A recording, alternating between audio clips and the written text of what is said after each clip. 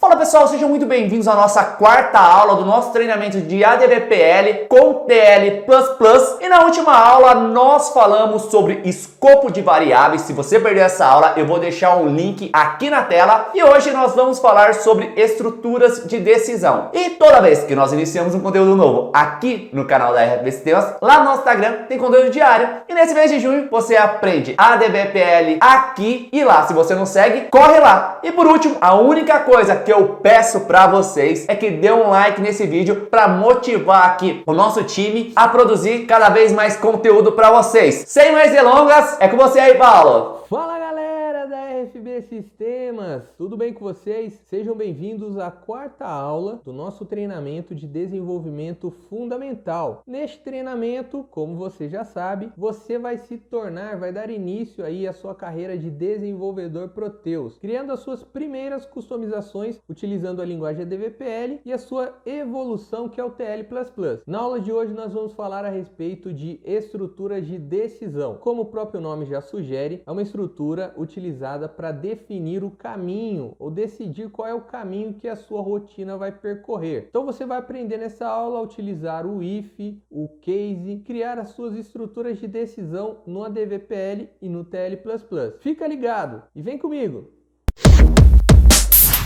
Bom pessoal, então agora a gente vai falar das estruturas de decisão, como a gente já falou. As estruturas de decisão, elas indicam qual é o caminho que a sua rotina vai ter que percorrer, né? Então ela é utilizada para você criar a lógica aí, para você estruturar a lógica do seu programa, indicando qual que é a decisão, qual que é o passo, qual que é o caminho que vai ser seguido. Então vamos começar aqui a desenvolver, primeiramente criando uma nova pasta. Clica com o botão direito aqui, né? Como a gente já viu, New Folder, vou criar a pasta Aula 4. E dentro da pasta aula 4 eu vou criar um outro fonte aqui que eu vou chamar de estruturas.prw. Logo no cabeçalho aqui eu vou colocar um comentário, asterisco, barra asterisco até o asterisco barra. Então tudo que está aqui dentro é comentário, não vai ser compilado pelo nosso compilador.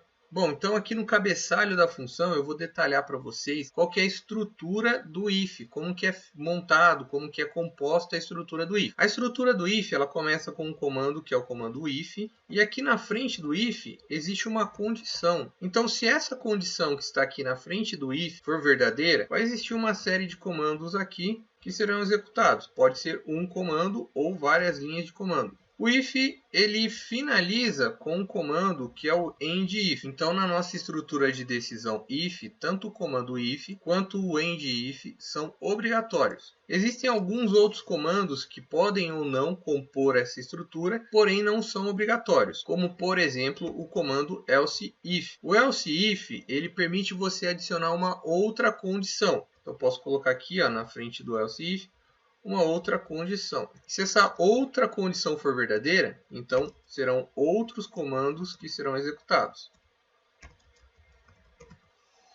Então eu tenho um if, se a condição na frente do if é verdadeira, ele executa alguns comandos. Se não, se eu tiver uma outra condição aqui, com o else if, ele pode executar esses outros comandos. Porém, se nenhuma dessas duas condições acima for verdadeira, eu posso ter o comando else, que vai executar uma série de comandos se nenhuma das condições acima for verdadeira. Se a condição do if não for verdadeira, do else if não for verdadeira, ele vai executar o else, o que está dentro do else, certo? Tanto o else if quanto o else são não obrigatórios. O else também é não obrigatório.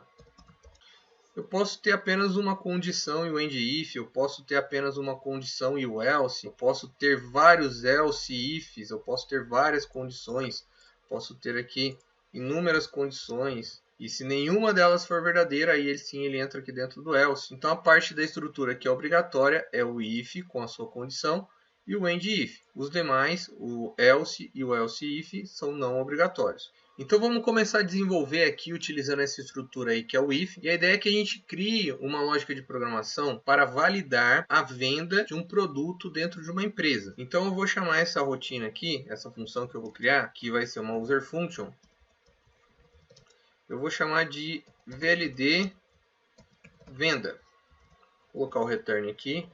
para finalizar. E nós vamos realizar a seguinte validação. A primeira validação que eu vou realizar é verificar se a quantidade que eu tenho em estoque é maior do que a quantidade que está sendo vendida. Se a quantidade que eu tenho em estoque for maior do que a quantidade que está sendo vendida, então eu vou validar a venda. Vou permitir que seja faturado o pedido. Claro que a gente não vai fazer uma nota fiscal de verdade aqui, a ideia é só mostrar como é que a gente pode utilizar a estrutura do IF para criar uma lógica de decisão aqui dentro de uma rotina. Então eu vou criar uma variável aqui que eu vou chamar de nstock. Essa variável ela vai indicar qual é a quantidade que eu tenho em estoque desse produto que está sendo vendido. Então, nesse exemplo aqui, eu vou falar que eu tenho 100 peças desse produto que está sendo vendido. Então, a minha variável já vai iniciar com 100. Vou criar uma outra variável aqui que eu vou chamar de nvenda. Essa variável ela vai indicar qual que é a quantidade que está sendo vendida. Então, vamos falar que eu estou vendendo 10 peças. E a validação que eu vou realizar é a seguinte: a quantidade que eu tenho em estoque é maior ou igual que a quantidade que eu estou vendendo?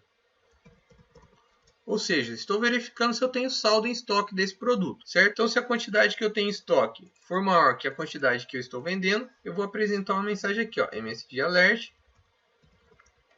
pedido liberado. Então, essa estrutura aqui, ela só tem um if. Se essa condição for verdadeira, executa esse comando. Se essa condição não for verdadeira, ele não vai fazer nada. Vamos compilar aqui e vamos testar. Lembrando que para você realizar a compilação do Fortran, você vai pressionar a tecla Ctrl F9. Ou você pode clicar aqui com o botão direito e vir em Compile. Realizada a compilação, ele apresentou apenas um alert aqui, né? Mais uma vez falando que a quantidade de parâmetros aqui da função MSG Alert, eu não passei todos os parâmetros que essa função MSG Alert ela espera. Ela espera que um parâmetro com um texto que vai ser apresentado no meio da tela. E você tem um segundo parâmetro também que você pode utilizar, que é o título dessa tela. Então eu vou colocar esse segundo parâmetro aqui, ó, vou colocar uma vírgula para passar esse segundo parâmetro e vou colocar o título dessa tela. Então o título agora eu vou chamar de valida venda. Vou compilar novamente aqui, Ctrl F9, e agora eu vou executar essa rotina. Para executar, como a gente viu, você pode vir aqui em Run e vir em Start Without Debugging ou Start Debugging. Ou você pode pressionar a tecla F5 ou Ctrl F5. Vou só dar um Ctrl F5 aqui, ó, para executar, porque a gente não vai debugar.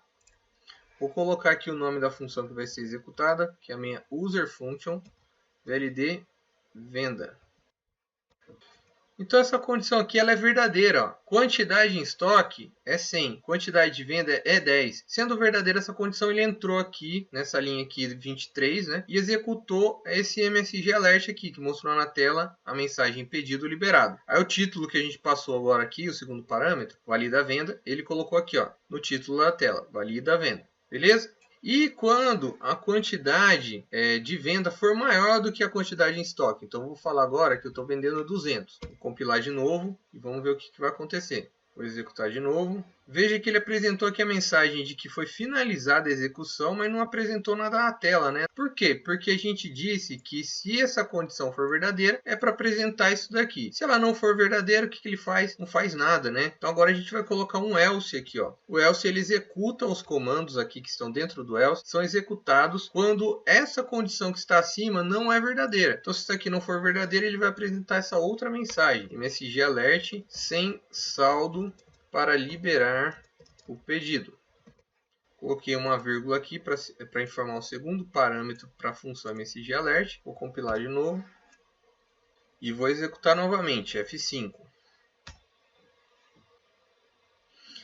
Agora sim ele exibiu a mensagem sem saldo para liberar o pedido. Ele verificou, essa condição é verdadeira? Não. Então eu não vou executar aqui os comandos que estão dentro do if. Aí ele vem para o else, que tem os comandos que vão ser executados se a condição acima não for verdadeira. E aí ele mostrou esse comando aqui, ó. Então o comando que foi executado foi esse comando que mostrou a mensagem, sem saldo para liberar o pedido. Agora a gente vai incrementar um pouquinho mais a lógica. A gente vai criar uma outra variável aqui, ó, que eu vou chamar de CHNEG.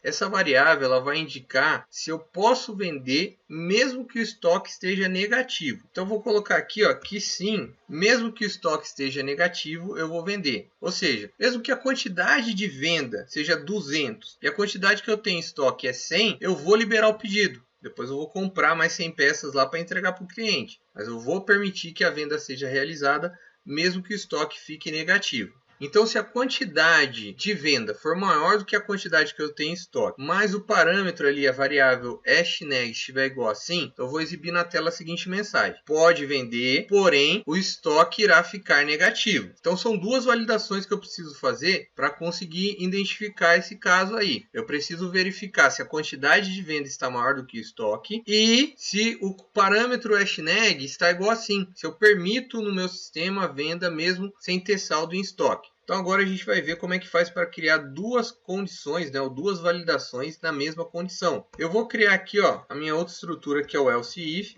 e essa condição aqui do else if vai fazer duas validações. A primeira é: a quantidade de venda é maior do que a quantidade em estoque. E a segunda é: aí para colocar uma segunda validação na mesma condição, a gente vai utilizar o operador AND. Esse operador AND ele é descrito da seguinte forma: ponto, AND, ponto. Então, se a quantidade de venda é maior do que a quantidade em estoque e se o conteúdo da variável hashnag é igual a sim, aí eu vou apresentar uma outra mensagem. A mensagem que eu vou apresentar aqui agora é a seguinte: pode vender, porém o saldo em estoque ficará negativo. Certo, pessoal? Então, se essa condição aqui for verdadeira, quantidade em estoque é maior do que a quantidade de venda, mostra na tela: liberado o pedido, pode fazer a venda. Agora, se a quantidade em venda for maior do que a quantidade em estoque, porém, eu estou vendendo com estoque negativo, né? A variável hashnag é igual a sim, então ele vai exibir essa outra mensagem aqui, pode vender, porém o estoque irá ficar negativo. Se nenhuma dessas condições aqui, nem a do else if, nem a do if for verdadeira, ele vai exibir essa mensagem aqui, sem saldo para liberar o pedido, ok? Deixa eu colocar aqui o segundo parâmetro da função msgAlert, contexto valida venda.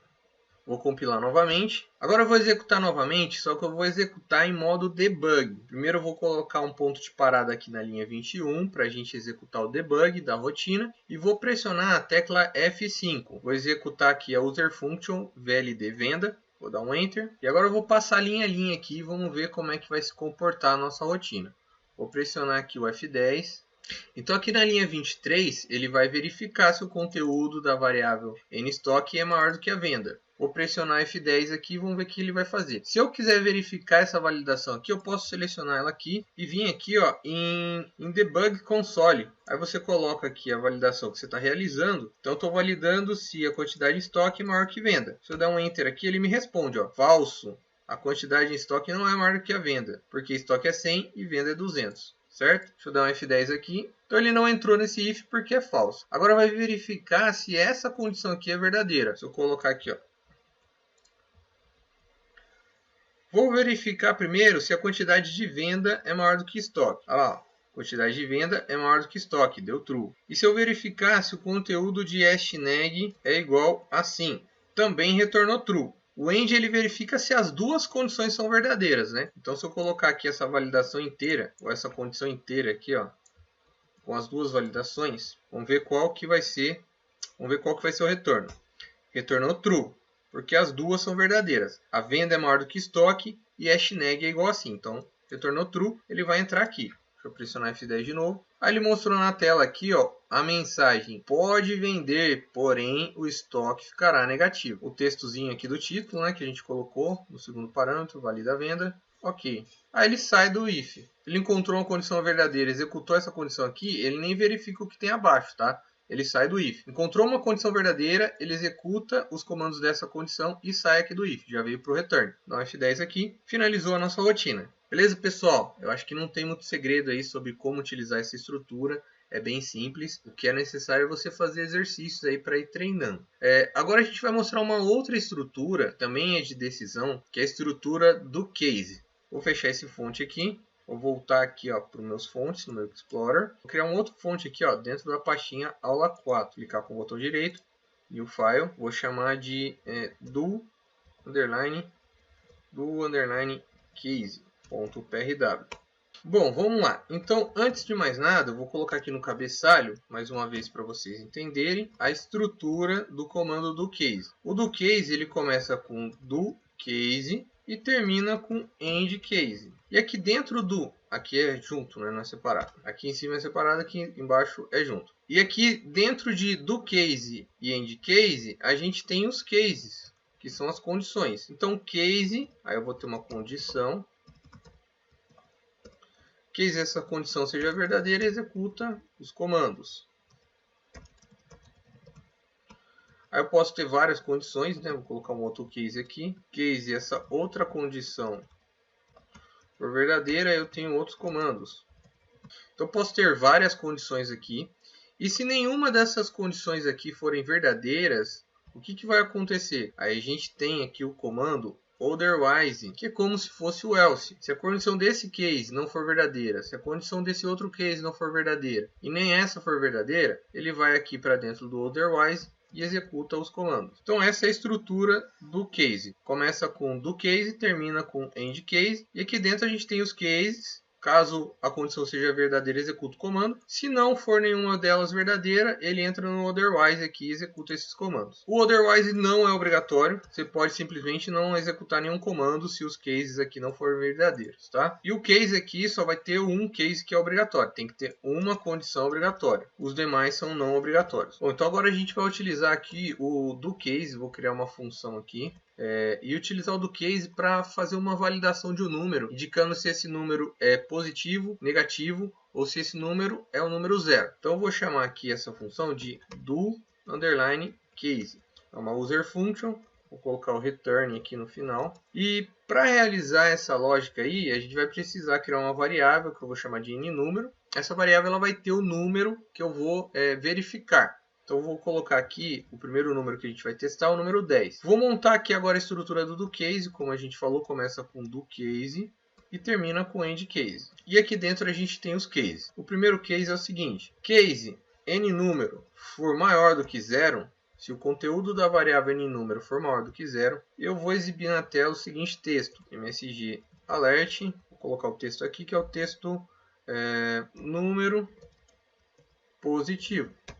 Vou colocar um segundo parâmetro aqui, que é valida número. Só para dar um título aí para essa tela e não ficar o compilador aqui reclamando que está faltando parâmetro. Case, agora eu vou colocar um segundo case aqui. Case o número for menor do que zero, aí eu vou exibir um outro alert aqui, que vai apresentar a mensagem número negativo. E se o número não for positivo e não for negativo, ele é o quê? Ele só pode ser zero, né? Então vou colocar aqui um otherwise e esse daqui vai apresentar a mensagem, o número é zero. Vamos compilar e vamos testar isso aí. Ctrl F9 aqui para compilar. Finalizada aqui a compilação, recompile finished. Vou dar um F5 aqui para executar. Vou colocar aqui o nome da função que eu vou executar. É uma user function do _case. Então o primeiro número que a gente testou aqui é o 10. Ele entrou aqui dentro do case e verificou. O conteúdo da variável número é maior do que zero? Sim, 10 é maior do que zero. Então ele entrou aqui e exibiu o alert, número positivo, e finalizou a rotina. Vou mudar aqui agora, vou colocar menos 10, vou compilar novamente e vou executar a rotina. F5, user function do